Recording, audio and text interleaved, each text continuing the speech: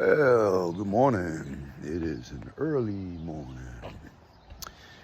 Sun is not out yet. Birds are starting to talk. And I came back early from Palm City because I couldn't really relax there. It was a very relaxing environment, lovely people. But I had too much on my mind. I'm in the middle of my protocols here. What is today, 17? So that's 18 days, And I decided to interrupt my protocols and the things I was attempting to accomplish and taking this deviation to help a friend. And it's okay to do that. And it's okay to loosen up my restraints a little bit that I've created for myself so that I can accommodate other things that I'd also enjoy. A little bit of variability. And it was nice to be around this person. He's really great. He showed me some things that have opened my mind, giving me a little bit more of the puzzle of this world. And that's just in our introduction. I've been fortunate enough to learn from some exalted masters. So I'm going to define that a little bit so that doesn't just get floating around in some weird context. There's a big difference between somebody who's a master and someone that's like way above that, who creates that. You can call it grandmaster or whatever, but there are plenty of grandmasters who suck. Okay, in martial arts I'm thinking of in particular, but they suck because they never really learned anything. They learned that little tiny piece, and then they showed someone else that tiny piece, and everybody shook hands and agreed that they're all a bunch of masters and somebody else is a master above. That was not the case with my martial training. John Perkins is a real exalted master. He's way, way above all you guys. And for people who are like, friends or, follow my dialogue on here that are martial artists and might fight Night Offensive, I'll go ahead and double down on being offensive right now. I'm out of shape, out of practice. Haven't done much, in a long time. Been very, very busy with my life, my family, my health. And I don't think you could beat me. I'll say it to you directly. I don't think you could beat me at all. Can't do it. Nope. Hasn't happened. Hasn't happened by anybody outside of the training that I've received. There's a few guys inside the system that I'll consider friends and closer than associates. Some of them are not really my friends, but I guess I call them friends, Maybe I need to define what friends is for you. Are you contributing to my life? Have I contributed to yours? Are we sharing in that? How about that? That's a good spot for that. Anyway, so John is an exalted master because he has, these accolades that nobody else has. Right? He's got the long history of training with the right people. But then once he had that education, he also took it beyond that. There aren't too many people who have done international bodyguard assignments on a level that is sponsored by, in this case, some government officials. But we could just start there. We could also go to that he helped build New York's first crime lab with Dr. DeForest. Not too many people have been involved in a thing like that. We could go on to that he was a bodyguard, but not just for anyone, but for Malcolm Forbes, who was a billionaire in a different category. And not just a bodyguard, but his personal bodyguard. And I could go on, like, for real. But even my own experience as a result of what he showed me has put me in a position that some might call me a master. And that doesn't mean shit to me. That you call me that or not, or that you believe I am or not, because that's your judgment. I'm here to show you what I can show you if you're willing to listen, if you want to learn. And that's that. If you don't want that, then we didn't interact that way, did we? So, I don't know, some things I start to notice is that life can become sort of simple and different as we get further and further up our pathway, our understanding. And I started this by talking about my yogi friend, my new yogi friend. My new friend, he is a yogi. And, who showed me some things that are changing the way I see things very fast, because it's fundamental, baseline understanding of the world and self kind of stuff. So anytime you're able to scratch that, there's a little shift in your entire life. I try and scratch that all the time because I haven't enjoyed my life as it's been. So I've been looking for that. Like, where is that? And I've become a seeker. So I've been able to learn from these exalted masters in my life, and it's made a difference for me to learn from people that are above the level of extreme proficiency. These are the people who had something in them innate that they've brought to the surface and decided that it was okay to share. But, very much like my teacher, John, I find that each of these exalted masters of their sector, they have flaws too. They're human beings. And they're not always comfortable people to be around.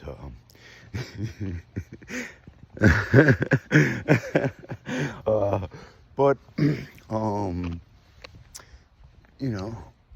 like John had an opinion about things, and some of that is his terrestrial self and his understanding of the world, not his art and his craft and his instruction that he decided to give and share.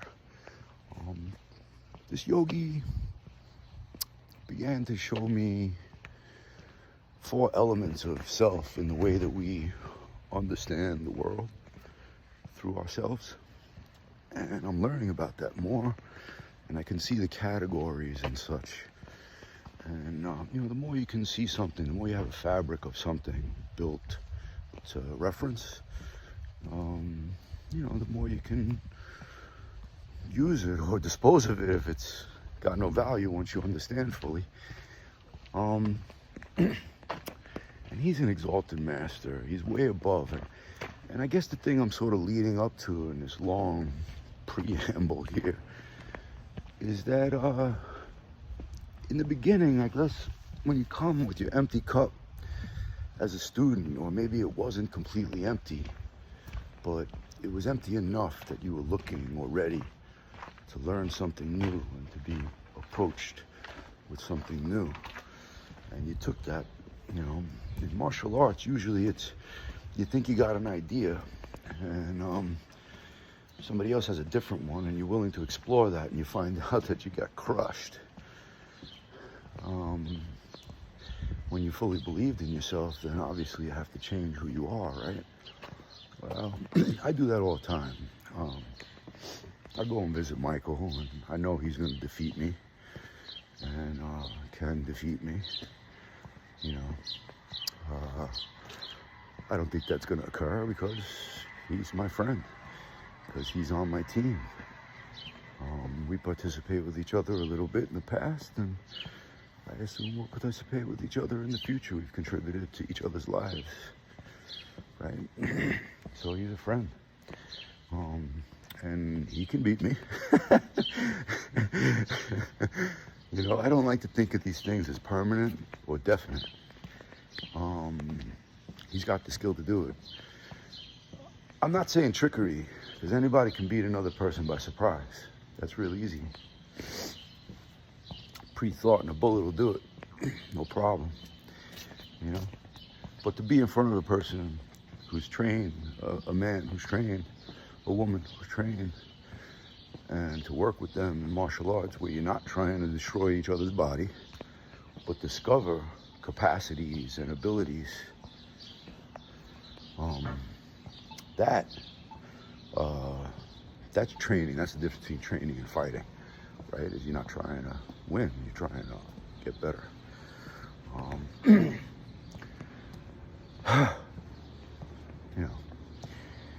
Anyway, I go see those people for that, and I connect with some of you guys for that, to share ideas with, and you know, you don't have to be better than me for me to learn something from you. If you do something that's significant, I'll notice, believe me, and that'll become my own as I need it, because I'm going to learn how to make it work, because you showed me, either overtly or not. Anyway, I wouldn't call Michael an exalted master.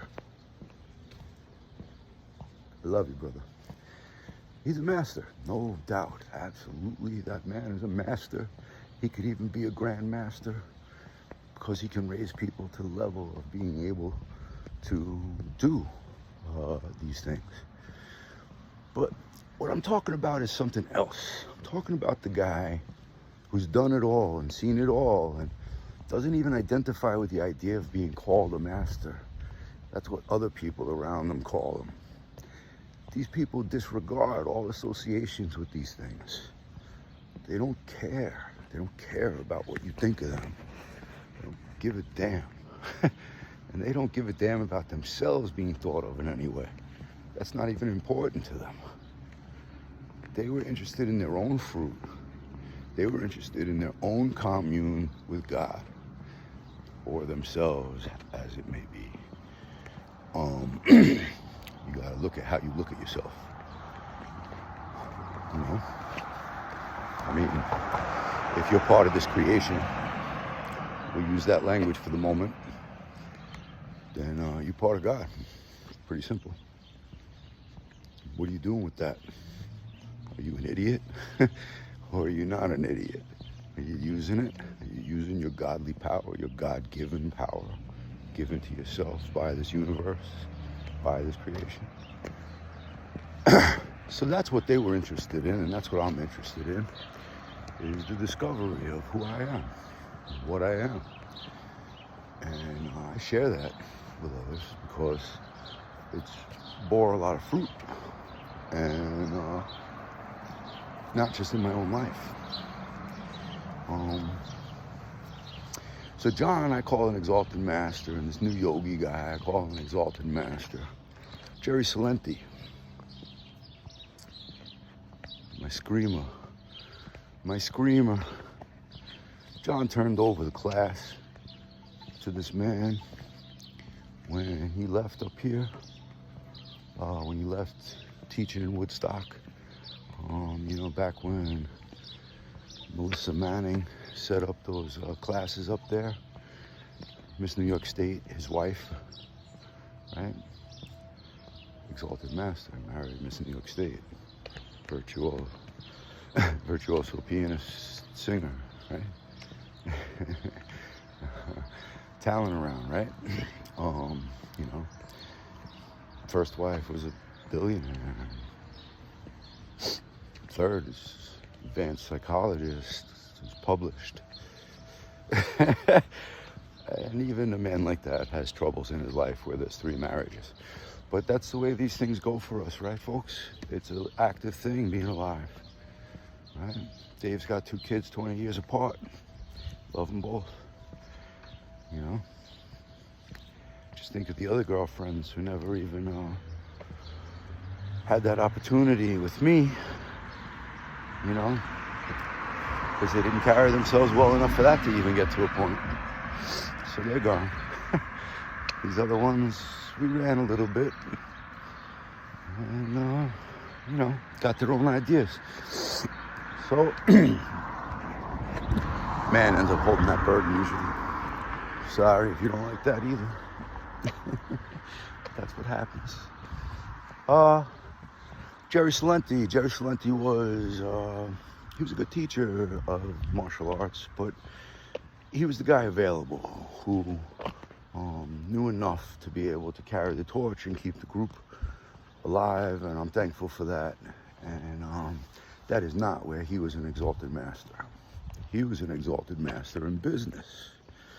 Jerry Salenti right now owns the oldest 4 corners of America in Kingston. I worked for him during his divorce, and ended up wearing a couple of the hats that his wife had, Marianne, who was with Tim later, for those of you who know who Tim is. And you know, Marianne was pretty special herself, I'll say that. And so was Tim. You have to say that name with reverence. It's like Tim. Shit, it's like in Lion King when they say Mustafa. Like, Mustafa. You know, and the jackals or the hyenas get scared and they think it's funny. It's kind of funny. You should be scared of Tim. You should love Tim. Tim didn't kill you, and he could. Instead, he made you more powerful.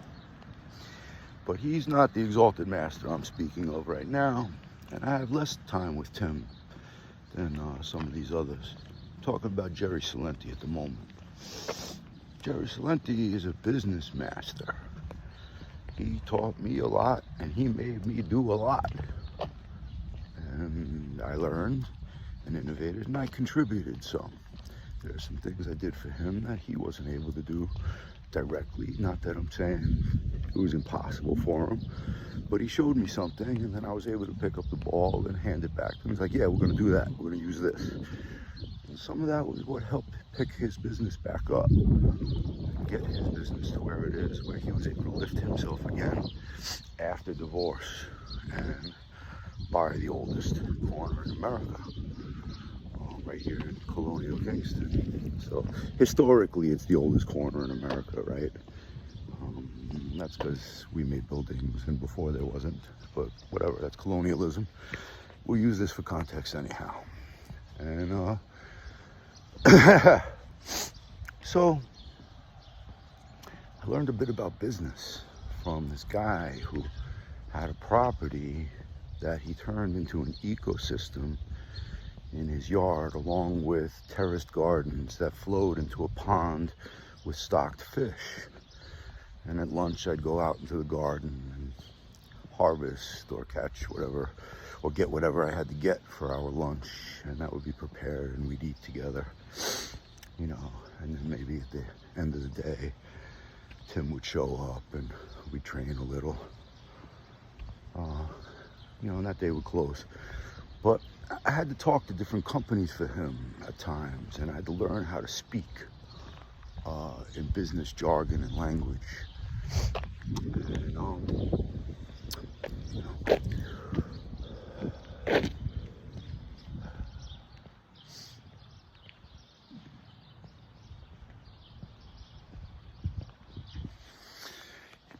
and learn that my words matter. And what I say matters when in business, and how to have professional communication and dialogue and things of that nature, you know, offers, sales, insight between us during negotiations and things like that, communication that's silent, stuff like that, you know. So I learned business from an exalted master. World leader in trend forecasting is his catchphrase title, and that's exactly what he is. I mean, all the major corporations subscribe to his material, and what you see yelling on the screen is an artifice. You know, it's a part of who he is, and it's part of why they bring him on, because that's what makes all this horrible shit exciting, is somebody screaming about it. And so that's how it works. That's what he uses. It'd be great if he was out there exclaiming good news all the time. He tries to produce some of that. That's what the Occupy Peace movement was about, that he's still working with and on. And, you know, he utilized me to protect Ralph Nader that day. For some that remember, there was a couple of other people involved in that protection job that were armed. I knew one of them personally, and they're still around.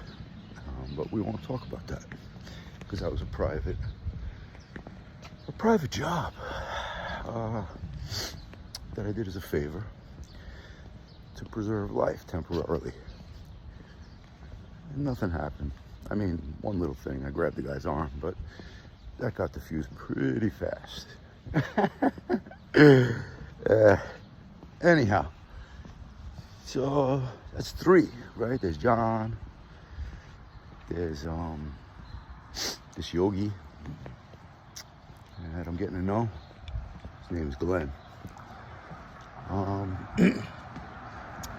He's entering my life now. So I haven't learned from him yet, but he's already affected me in the 3 days that I know him. He changed a bunch of things already in me. And then I guess it's really hard to say, but my dad. And it's hard to say because he's not been there that much. But for the parts he has, I learned from a master carpenter. And I know that seems like nothing because it's a carpenter. And it may seem bigger because it's related to my dad. But my dad was a radio man in Vietnam, in combat, who carried a machine gun and was on the front lines. And when things got dangerous, he called in napalm strikes under fire to specific coordinates using Morse code for airplanes to drop napalm 60 yards away. I don't know if you have that kind of concentration, but I know that I don't. This is Montano Shoe Store. It's a very old place. It's pretty cool. As far as shoe stores go, just because it's kind of old school. It's been around forever.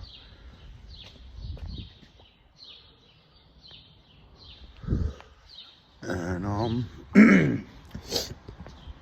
and when he got out of the military, he had me. He was a nut, you'd imagine.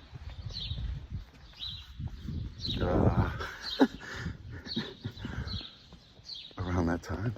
And,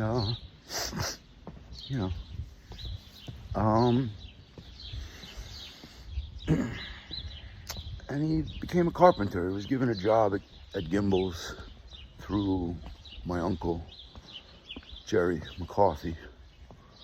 And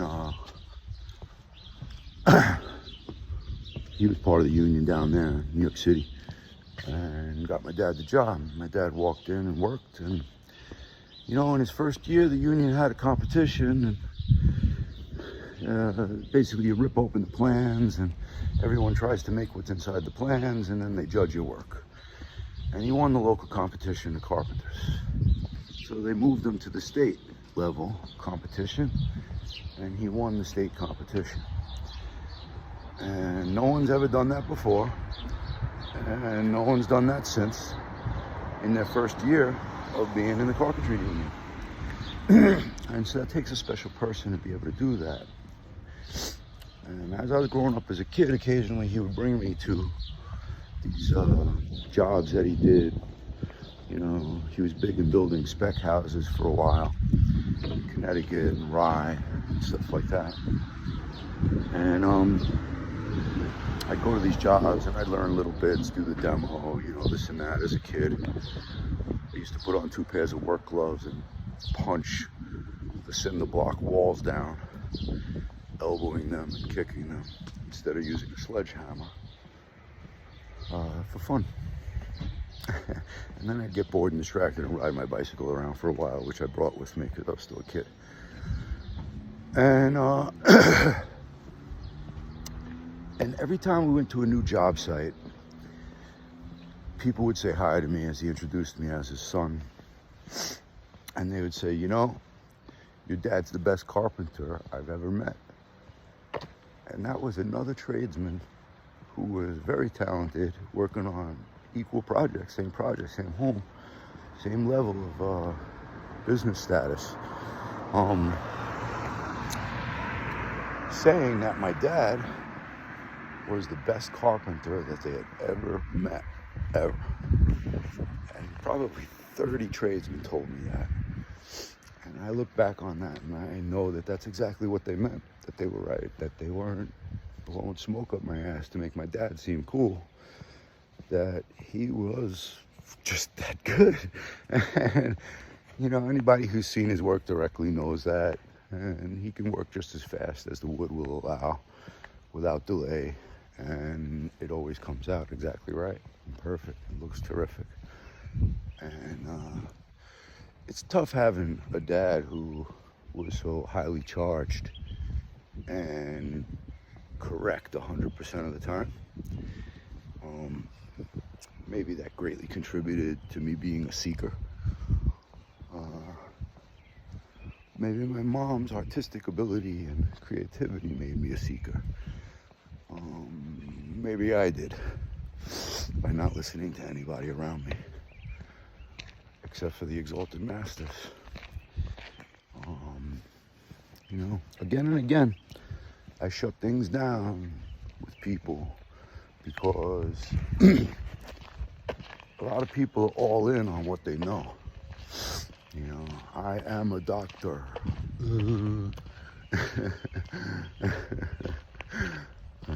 I am a construction worker. I am a driver. How small are these fucking things? How small is it to be a task? A permitted task, right? We'll let you do this now.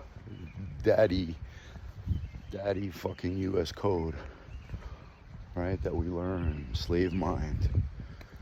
And I'm none of that. I'm insane. I've smashed my head, 5 concussions.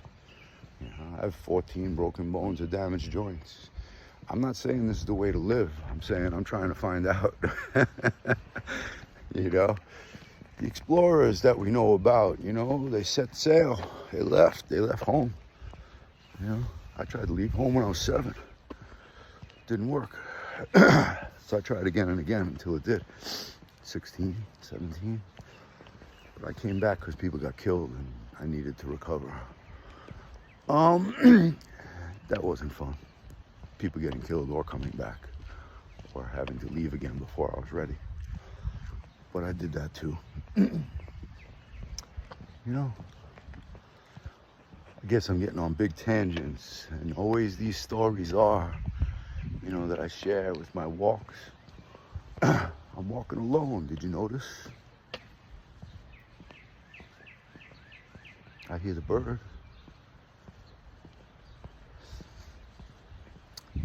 And so I guess today, this 28 minutes and 30 seconds is sort of, I'm growing. And I'm telling you, I'm growing. And if you're my friend, you should be in touch with me because you're suffering. And I know the way. And that probably sounds just about as bold as me telling you you can't kick my ass. So if you know me, maybe you'll love me for it and prove me wrong. Do one or the other, I dare you. Because that'll make us better. Not because I'm an idiot for saying it to you. It's a challenge. And it's an invitation to participate differently.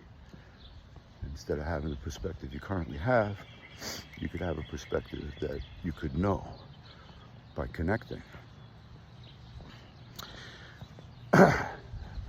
So, if you want to connect about business and about changing your life, right? About moving on from the plateau that you're on, from the lack of development that you're experiencing, I have a lot to offer. And it's hard to say without a really arrogant way of describing, but I've listened to all these people who are successes as they're explaining things, and very many of them talk about how you have to move on from the people that you knew because they can't hang on. And that's starting to happen. And it's nothing I designed. It's not like I said, screw you guys, I know something, I'm moving on. And that's kind of how it comes off when you listen to these influencers and entrepreneurs. It comes off as, you know, this thing. And I guess maybe that is, and maybe for some of them it is so egotistical that they're like, screw you, I'm better than you. But that's not what I'm saying. Even though I've said that a couple of times in jest, sort of meaning it for context, I don't mean it directly that way. You know, I have to do what I'm doing.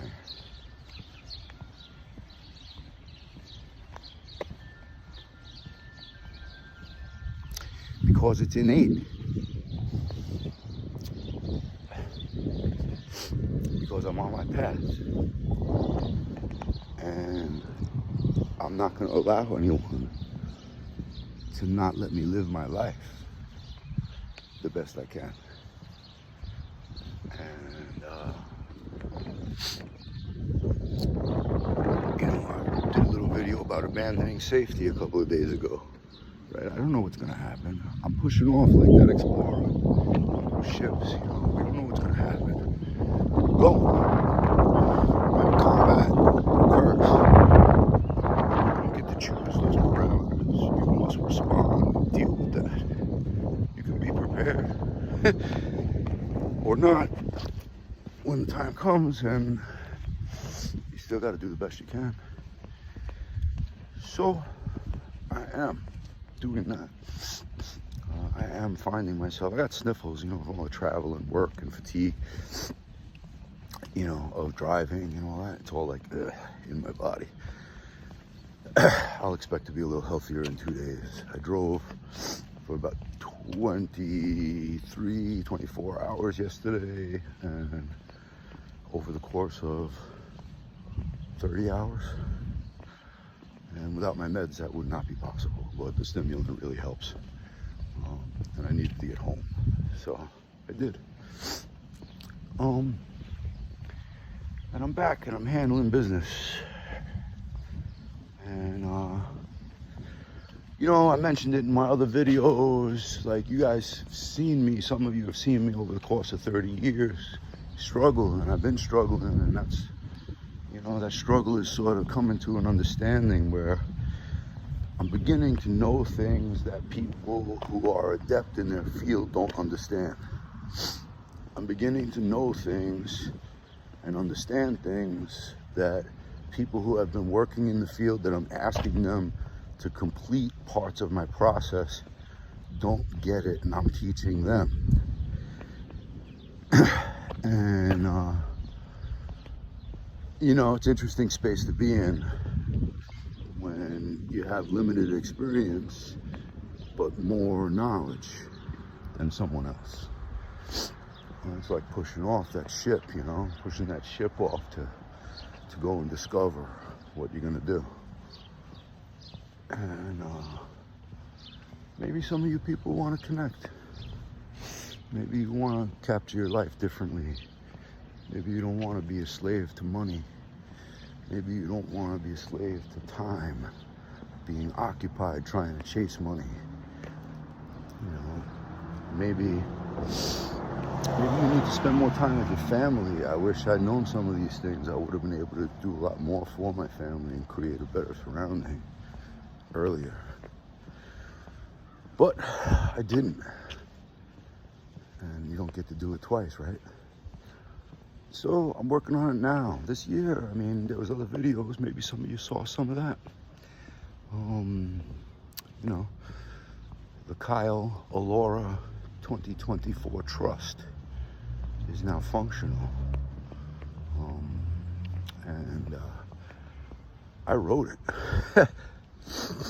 So I wrote the doctrine of a new nation for my family. So I formed a new nation. That's what trust is, folks. The kind of trust that I wrote. Not just like a deed trust or a money trust. This includes language of jurisdiction of my kids, should they claim it. You know,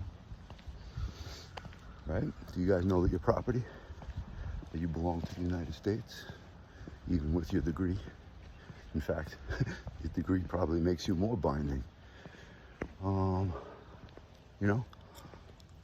So, I also included legality, where I am to be excused and moved to a different place in the argument if I should happen to fall under some jurisdiction that they have. I am supposed to be considered differently on purpose because my trust says that. Because that's what I bring to the table. And you have the same right, but you got to be able to claim it and know who you are. Has to be relevant, documented, provable. And then you too could negotiate as like what might be considered like a diplomat of another nation.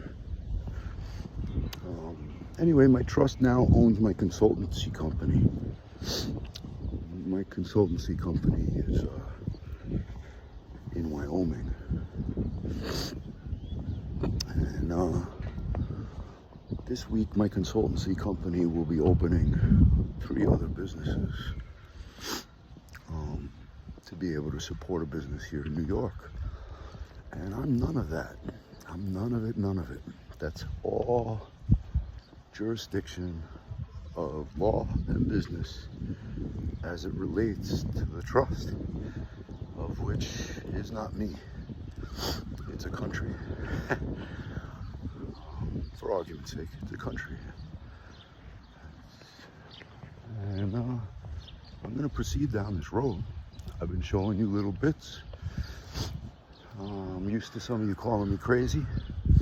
I'm a bit crazy, definitely. Because I don't see things the same as others. And I never have. And that's caused me a lot of hardship in life. You know? And so that difficulty has also made me a little worse, a little more upset about things. And a little more sensitive, but that's why I give of myself to my friends. That's why I do things like I do, because they are bigger and more important, and there are questions there as to what is it really about, you know, because nobody else has done those things, right? Right? Like I taught at like 40 locations in New York City, which means I've been exposed to the world of martial arts. For a little while there, I had small fame, you know. If I can get healthy enough, I have plans to do more. I know how to bring about fame very fast. And I had some intent there to help John Perkins trust with the fame that I'll create. I wonder if you'll participate. You know, in the first rounds, everybody was invited. Nobody wanted to talk to me. And some people that did talk to me kind of did it through grit teeth. And, you know, and it's kind of a shame. Maybe you'll meet with me differently, maybe you'll not. But either way, I'm going to create that trust for John because he deserves it, and he's my friend. And if you guys want to be involved in a generationally established organization, a nation that's related to his name, that helps to carry your future work of similar regard, then that's really what you should be asking yourself, not whether or not you want to participate with Dave, who's been gone for a little while because he was busy on his exploration. You know, further on that is, you know, all my life people talked about me instead of themselves. I don't know how special you are. I'm pretty special for everybody to talk about me, right? Special ed, whatever. You can look at what I'm saying as egotistical, that's fine. You know, that's you. It's not me. I'm presenting something to you, for you to look at you and see. And if you want to share in that, then we are in the same space. So my trust owns my company, my family trust. Things are moving on. And I don't have any income, but I've managed not to die in a year and a half of being hurt or go bankrupt. And somehow business keeps occurring. I don't know how that is. But I go for a walk and business is occurring. It's not feeding me yet, but it's certainly going there. And I'm allowed to have that also within the U.S. Code. So I'm not rescinding from the union or anything just yet. I've earned my money in Social Security to receive disability because I'm over 50 and I did construction my whole life. And I'm hurt. And so I'm not going back to work. Not happening. Only working for myself from now on. And I'm only doing what I can tolerate and what I'm interested in. And that's it. And so I've been on this journey to create businesses around who I am as an individual by creating persons that handle those tasks. And through documentation, I am supported. Because that makes me a good surety in the United States Code. And that's what's becoming established. So, I'm inviting you to meet me again. If you're still on, it's 45 minutes in. Maybe I struck a nerve early on. You know, take me up on any of these things. This is how I live. And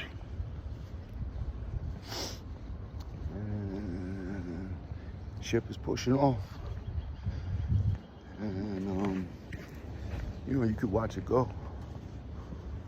You could wish me well. You could get on board. You could learn from the mates. Do your own thing.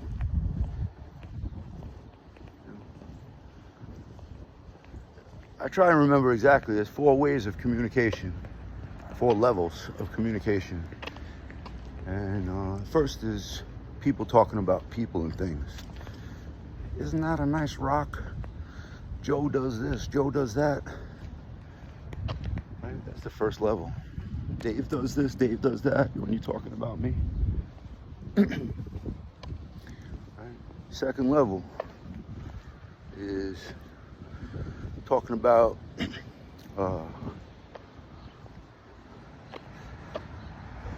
events. I might get this wrong in the exact definitions of there's supposed to be 4 levels. Right, so it's people talking about people and things, right? And then there's people talking about events, like places and stuff. Oh yeah, back when I was in Socrates, when I was 19 and I had this girlfriend. Right? That's the second level, because there's some reverence there, right? First one is just blah, blah, blah about somebody else, has nothing to do with you. It's how you're affected. It's so weak. Second level is like reverence. It's reverence for what you did, right? Third is philosophies, you know. It's in the genre of philosophies, being able to share what you think and believe, what you feel, right? To be able to just sort of know yourself and say it. You know, and the fourth is to know yourself and say it to a person for the purpose of collaboration. It's actually the only effective mode of communication. Everything else is just noise. The first three levels are all noise. If your mouth is moving and nothing's occurring, it's noise. So your mouth should be moving for the purpose of something, because otherwise you could just do it without saying anything, right? So my mouth is moving for the purpose of doing something, through sharing my philosophies of who I am and asking the persons around me if they'd like to be involved in any regard in the future. And I'm not bailing out on anyone, but I also know that you're talking about me, some of you. And I also know that you ain't doing it. You ain't doing your own shit. You're talking about people.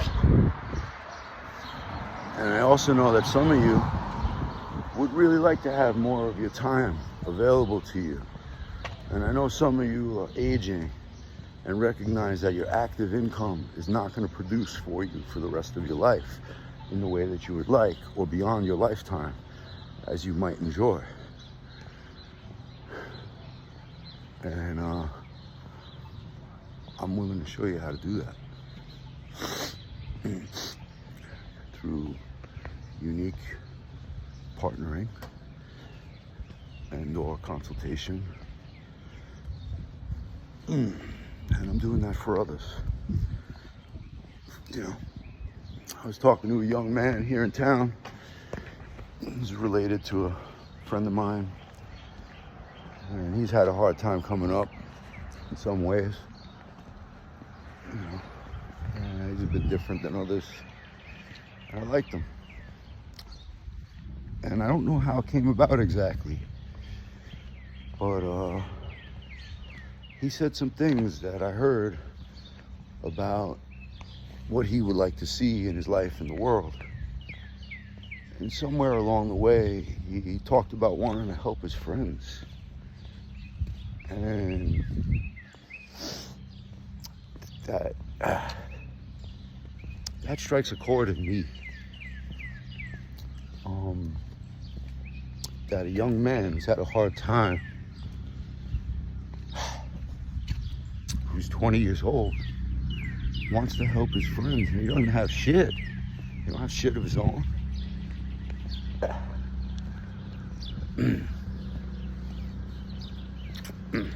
Hurts, because I lived that.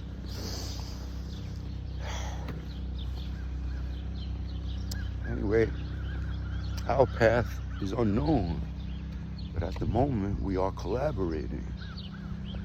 And I told him I was going to set him up in business if he accepts the mentorship.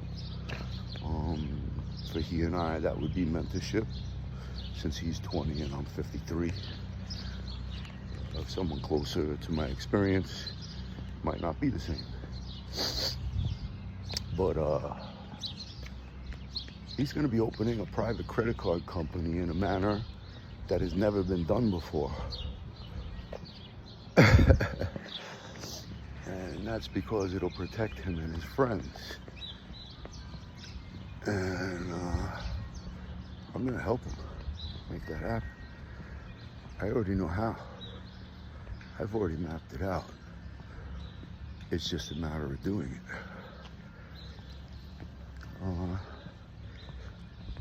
I've already contacted another friend to show him how to get a house for free, because he needed a house, and I've been thinking about it ever since I've known that. I'm working on getting me one.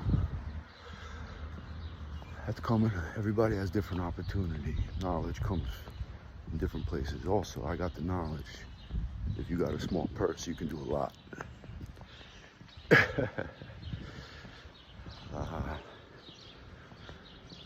You know, these are some of the beginnings of what's going on now that I'm making this shift, and now that the trust is in place, and now that my consultation business is legal, and I've been in my protocols and pushing myself a little bit. Now that I'm on meds, that are waking my brain up and letting me think, I can sort of perform some of the tasks that I'd like to, like going for a walk and learning.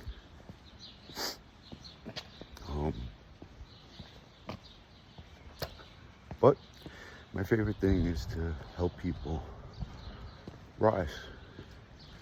And there's a little trick in there because everybody's vision of rising is different. And I don't get along great with this new yogi guy because he's so different than me. But that piece that he has for me is gold. You know, and Jerry showed me a lot in business, but I don't need to be a screamer. You know, and John showed me how to find myself, but I don't need to be interested in politics in the way he was. I don't need to eat the way he did. And, you know, so maybe you want to connect, or maybe you want to wave. And, but I'd like my community to be robust, and I'd like to have victories with you. I'd like to know that you and I are communicating about creating a scenario for your family that is better than the one that I have experienced in my own, and is more along the lines of what I'm creating as I leave.